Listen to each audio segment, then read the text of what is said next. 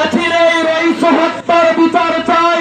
যারা এই হত্যাকাণ্ডের সাথে জড়িত তাদের নিশ্চিত ফাঁসির কাস্টে ঝোলাতে হবে। এটাই আহলে সুন্নাত ওয়াল জামাতের এক দফা এক দাবি। আওয়াজ করে বলুন অ্যাকশন অ্যাকশন ডাইরেক্ট অ্যাকশন দিয়েছিত রক্ত